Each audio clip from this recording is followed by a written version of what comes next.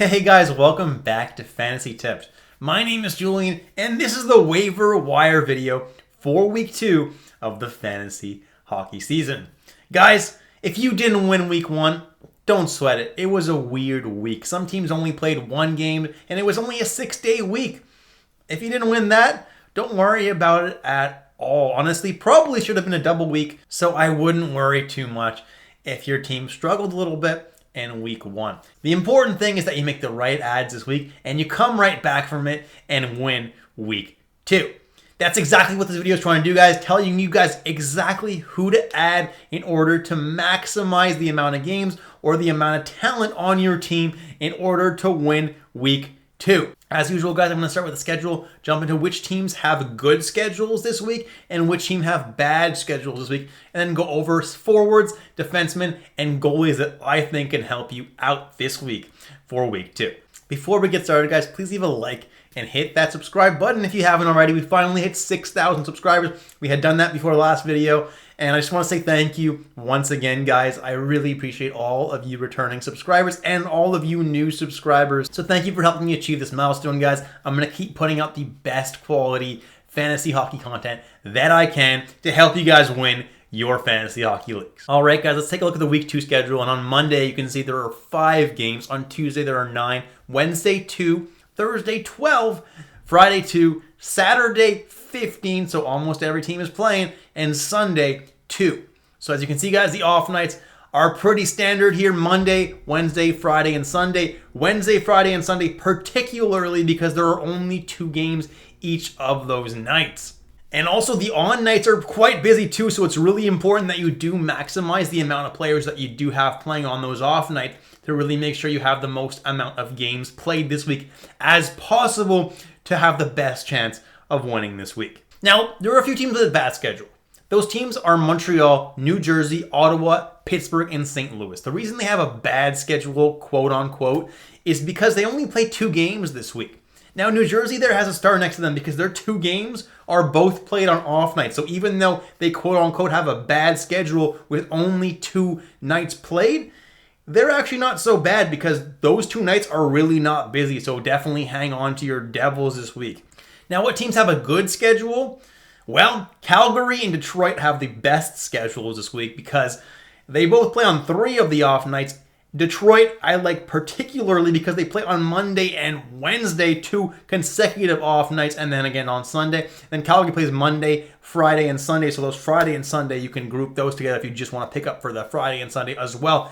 Both really good teams to be streaming this week. Then Columbus, New Jersey, and Washington are pretty good teams to be streaming as well because they do also play on 2 off nights. I like Washington's schedule the best for that because you can stream somebody for Monday and for Wednesday, and then drop them for someone who plays on Friday and Sunday. For example, a Calgary Flames player. All right, let's jump into some forward options now for this week. And the first guy I have on my list is Michael Bunting of the Carolina Hurricanes. I've seen him play 1 game so far, playing top power play and top line with Sebastian Aho. Him and Jarvis are both viable ad options right now, getting great deployment with Svechnikov out of the lineup.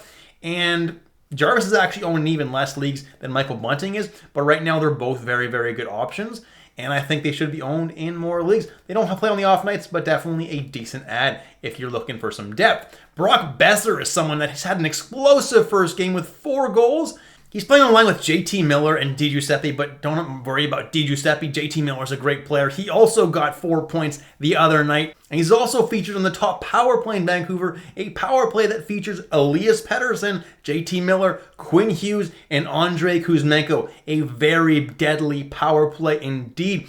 Brock Besser has not lived up to his full potential hype for the past couple of years. I do believe it was because he was kind of derailed by an injury, but if he is fully healthy and fully ready to go this year, this dude can have an insane season. I'm not ready to say he's going to have an insane season just yet, but adding him just in case might not be a bad idea. Now, Tom Wilson is someone that I like to add this week, at least for those off nights Monday and Wednesday. If you're in a hits league, a league where hits counts as points, or in a categories league that has hits, Tom Wilson should be owned. Even in pretty deep leagues, honestly. I'm in an 8-man points league where hits are, count for points, and he's owned. And some other guys that are really high rostered are not. Tom Wilson is a lot more valuable than people are really giving him credit for this year, and at only 47% roster, he deserves to be added in more leagues, even non-hits league, at least for those off nights Monday and Wednesday. Then I have Michael Backlund, and he's playing on a line with Dylan Dubé and Blake Coleman, which is not a terrible line, and is going to be playing power play too. And for the off nights that Calgary has this week, all three of them, Michael Backlund might be worth an ad here. Lucas Raymond is an interesting ad here. He's not getting top line deployment or top power play deployment. They've kind of knocked him off that top power play and put both Gostisbehere and Moritz Seider there. So Lucas Raymond, his value is a lot less than I thought he was going to be. They're not really giving him the opportunity to have that breakout season that I thought he could have this year. But at the same time, Detroit's depth is not that great, and he's still probably the best option to be picking up from Detroit unless David Perron is available in your league. If David Perron is available in your league, he is a must add this week. You want him for Monday and Wednesday. He's playing top line with Larkin and DeBrincat, as well as top power play with those guys. Trust me, David Perron is your must-add player for the week. Do it, and you will thank me. The only reason I don't have him listed here is because he's over 70% rostered, and I don't include players that are over 70% rostered. But if you are in a shallow league, he could be available. The next player on the list is Evgeny Kuznetsov, and as of this recording, the Capitals have not played a game, so I haven't actually seen how the Capitals look. But Kuznetsov is slated to center the second line with Tom Wilson and Connor McMichael, as well as be on that top power play. Now, Kuznetsov had a really bad year last year, and I can't imagine he does any worse this year. I think there's only room for growth this year, and I think at least for those Monday and Wednesday off nights, he's worth a stream. And if he turns it on and does incredible, maybe he's a hold. Then I have Andrew Mangiapane, who's playing on the top line right now with Elias Lindholm and Jonathan Huberdeau. Had an amazing first game, so they're giving him this opportunity to really show what he can do this year. And I've never been a huge fan of Andrew Mangiapane, but with that opportunity and the off nights this week, it's pretty hard to resist picking him up for this week. JT Compher's another guy on Detroit that might be worth a look for those Monday and Wednesday off nights. He's currently listed as a left wing, right wing in Yahoo, but is actually playing center, so he should actually gain that center eligibility relatively soon. And he's centering along with Lucas Raymond as well as Robbie Fabry. He's probably your next best bet to grab on Detroit after Raymond and obviously any of the super high roster guys like Perron. Next I have Ryan O'Reilly, 21% owned on Nashville, and he's playing pretty well right now. He's playing on the top line with Philip Forsberg, who's super underrated this year. He got really dropped in drafts this year, and he's showing that you guys are crazy for dropping him that far in drafts. I was very, very high on Philip Forsberg this offseason. I released a couple of videos as to why you should be drafting him at his ADP, and so far he has not disappointed. Let's just cross our fingers that he stays healthy, but Ryan O'Reilly is centering his line as well as the top power play. So if you want a piece of that line, if you want a piece of the number one line in Nashville's offense, which is not a bad idea, pick up Ryan O'Reilly. The only drawback is he is a natural center, and a lot of you guys probably don't have another spot available to you for a natural center. Nick Paul is someone who's impressed me so far in Tampa Bay. He's playing on that top power play with Stamkos, Point, and Kucherov and Victor Hedman. Like, that's an amazing place for him to be. And obviously, he's the kind of guy who kind of produces in bursts. And this is one of those right now, because I guarantee you that he's going to slow down at some point and he'll be replaced on that top power play. But for now, he's definitely worth streaming. He's doing very, very well, like Nick Paul. Then I have Barrett Hayton of the Arizona Coyotes, and they have 4 games this week as well, and they actually play on Monday and Tuesday. They're the only team that play Monday and Tuesday. So if you do have room for any player on Tuesday, it might be worth looking at Arizona Coyotes players. That way you can stream a player for Monday and Tuesday and then swap them out and get some more streaming games later on in the week. Barrett Hayton is an excellent option. Honestly, he's someone that I might hang on to as well, playing top line and top power play with Keller and Schmaltz, and he's already developed that chemistry with these guys. I haven't seen a game yet this year. They're playing tonight on Friday night that I'm recording it. Definitely will be watching that one, but I definitely do think Hayton is someone who's really going under the radar this year. Next is my Manscaped must-add player of the video, TJ Oshie. Get 20% off and free shipping with the code word FANTASYTIP at manscaped.com. That's 20% off at manscaped.com with the code word FANTASYTIP. Feel like yourself again and take charge of your life with Manscaped. Now, why is TJ Oshie my Manscaped must-add player of the video? It's not because I love TJ Oshie this year. I haven't been super high on him in a while. However, TJ Oshie is someone that's got a good opportunity this week. He's playing top line with Alex Ovechkin as well as top power play with Alex Ovechkin, and has got those Monday and Wednesday off nights. Now, TJ Oshie is someone who kind of changed his style a little bit and is hitting a lot more now, shooting the puck a little bit as well to give you a little bit of a floor, which is nice. And on top of that, he should be putting up some points on those 2 nights for you guys. I would add him for those 2 nights, and then I would swap him out after that, unless he kills it, in which case you can hold him for a little bit longer. I have no problem with that, especially if you're in a deeper league. But TJ Oshie is definitely someone that I'll personally be looking at to be adding this week for those off nights. And I have Kirby Dach of the Montreal Canadiens, and he looks really great on a line with Slavkovsky and Newhook, and I'm loving that young line on Montreal. I'm really happy they're playing those guys together. Now all that's left is to put Rob Hale, Harvey Pinard with Suzuki, and Caulfield, and I'll be super freaking happy.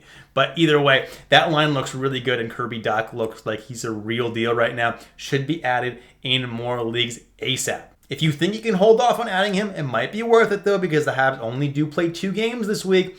But if you don't think that you can wait, it's probably still worth adding Kirby Dach. Then I have Evan Rodrigues of the Florida Panthers, and people are high on him because he is playing on Florida's top line as well as their top power play. Am I thinking that that's going to last a long time? Probably not. They did get shut out in their very first game, and in my opinion, it's completely illogical to put Evan Rodrigues on your top power play when you got Carter Verhaeghe there kind of begging to be put on that top power play. He's a dude who can shoot the puck. Why on earth is he not on your top power play? That is kind of mind-boggling. If Florida keeps, not scoring, they're probably going to make some changes, and I can see Verhaeghe easily taking over that spot on the top power play. But for now, Rodrigues is someone that you can consider adding, and he is playing right wing, which he doesn't currently have eligibility for in Yahoo, so he will potentially have triple eligibility. Then I have Nicholas Backstrom of the Washington Capitals, and I don't think Backstrom is ever going to really get back to his former self. Some really serious surgeries and injuries that he kind of went through. However, this week specifically, I don't mind taking the chance on him. He is playing Monday and Wednesday, very valuable off nights if you want to add him for those nights, playing top line with Ovechkin as well as top power play. So there's no better time to add Backstrom than now. Let's see how well they can do. Honestly, even if he shows 75% of his former self, that could be pretty valuable in fantasy. Let's see how he does. Then I have Matt Coronato, and he is also a really good add for this week, in my opinion, playing on the second line with Nazem Kadri. He's a young, up-and-coming player with something to prove this year, playing second-line minutes as well as top power play time with Huberdeau, Lindholm, and Nazem Kadri, as well as Rasmus Anderson on the point. That's a really good place to be for him, and I think that he's worth adding on a week where Calgary has the off nights, because if he goes off, you're going to want to hang on to him long term. Then I have Ryan Donato of the Chicago Blackhawks, and it blows my mind that he's still only 4% rostered. Ryan Donato, in his first 2 games, has recorded a point in each game. He's playing on the right wing of Connor Bedard, and even though Taylor Hall's injured, Taylor Hall wasn't all that great the first couple games anyway. He wasn't that important for that line. Donato actually had played better than Taylor Hall. So I'm actually really liking the add of Ryan Donato because he's playing that top line as well as that top power play in Chicago. They're really giving him an opportunity here, and until he slows down, I'm having him on my fantasy team. Quinton Byfield of Los Angeles Kings is playing on the top line with Kempe and Kopitar. That's a good place to be, and he played through some serious injuries last year. This year, he's fully healthy, and he wants to show what he is made of. Like Byfield, a lot this year should be added in most deep leagues. Next, I have Yegor Sharangovich, and I had him here because he was playing in the top 6, but it seems like Calgary has demoted him to the 4th line for now. Keep your eye on Calgary's lines. Go to Daily Faceoff, go to Left Wing Lock, wherever you go to see your lines. Keep an eye on them because Yegor Sharangovich is a really underrated hockey player, and I think that if he does play in the top 6, even the top 9 if you're in a deep league, he could have some value next week. And finally, Cole Sillinger. If you're in a super deep league where really nobody's available, Cole Sillinger is currently playing on the left wing with Liney and Gaudreau. That's a pretty good place for him. He's not getting top power play time right now, but just playing there gives him some value, or at least someone to keep your eye on for now. And Columbus does have a couple of off nights this week as well. But if I were you, I didn't include him again because I included him last week, but Marchenko is the guy to be adding in Columbus. Marchenko's playing top power play, and in his first game recorded 2 points. So he's looking pretty good, and he would be the guy I would be adding if you're adding somebody from Columbus. You want to add a defenseman, guys, Mackenzie Weegar's the best option.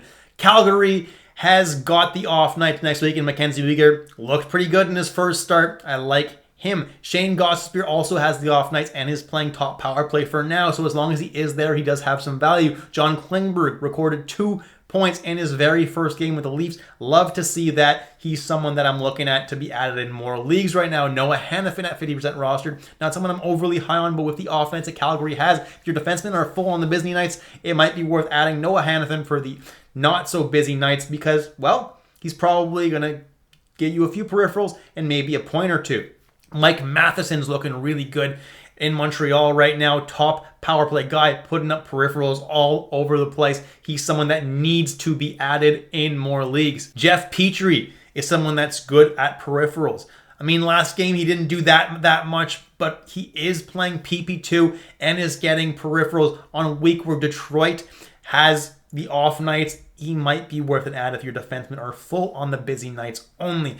Oliver Ekman-Larsson at 12% rostered is playing top power play in Florida. Obviously, Florida didn't score any goals in their first game, but I wouldn't, call that the norm for Florida. So let's see how Oliel does. Yes, he's a little bit washed, but he is being given a really nice opportunity here, so I wouldn't dismiss him just yet. Kalen Addison in the Minnesota Wild is someone who gets 0 peripherals, basically, and is basically, you're relying on him to get a point. He's playing top power play, and you really got to hope and pray that if you have him on your team, he gets you a point. He is not even close to my favorite option, but at least he has that power play upside, so can get you points. Ivan Provorov of the Columbus Blue Jackets has the off nights next week. The reason I have him listed here is because Zach Werenski got injured in his very first game back after missing basically the whole year last year. That is an absolute disaster. Hopefully he's not out for too long, but as long as he is out, Ivan Provorov is the top power play guy in Columbus. He's the one who took over after Werenski left the game. And finally, Cam York of the Philadelphia Flyers.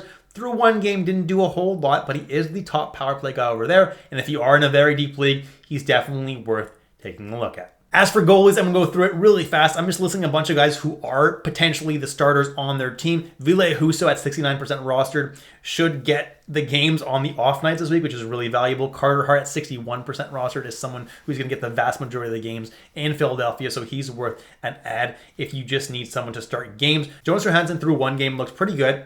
Let's see if he can continue that. He is the starter in Tampa Bay, so go ahead and add him, especially if you're a Vasilevsky owner. Philip Grubauer has not won a game through 2 games, but I have to tell you guys that Philip Grubauer looks really, really, really good in both his games and is not the same Philip Grubauer who was playing the regular season last year. Let's hope that he can keep this up, because if he plays like this, like the way he was playing in the playoffs last year, Grubauer is someone that you're going to want to be having on your fantasy team. John Gibson of the Anaheim Ducks, 38% rostered as a starting goalie over there in Anaheim. Kirill Vejmelka of the Arizona Coyotes is the starting goalie in Arizona, and Arizona is going to be a lot better this year. The only thing I'm a little bit worried about is that Ingram might get more starts than a lot of people think. So let's see. Vejmelka is going to start the first game, but let's see going forward if he continues to start a lot more games than Ingram. Then I have Felix Copley, and I imagine that he's going to continue to split starts with Cam Talbot. Cam Talbot started the first game. I imagine Copley's probably going to start the next one, and they're probably going to alternate starts.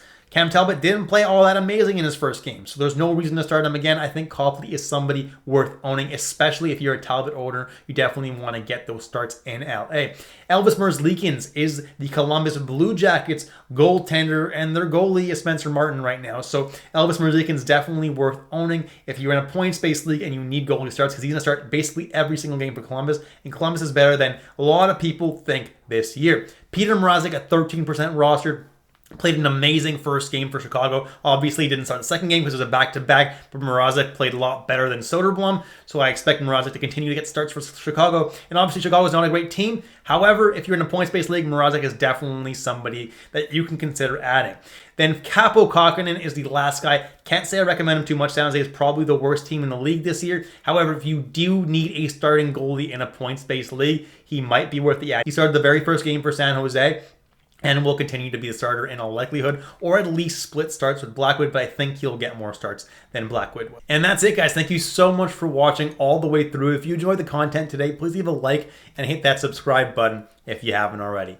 Thanks so much for helping me reach 6,000 subscribers, guys. I'm super appreciative, and I'll catch you in the next episode of Fantasy Tipped.